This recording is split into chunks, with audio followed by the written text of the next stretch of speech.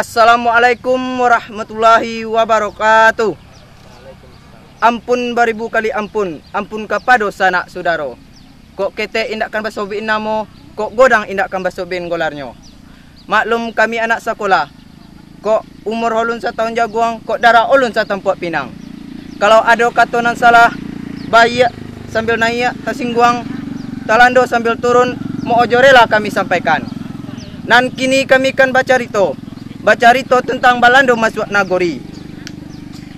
Marilah kita saksikan acara randai Basuang Siani dari SMA Negeri 1 Gunung Toar. Anak rajo poi baperang, jangan lupa mambok kori.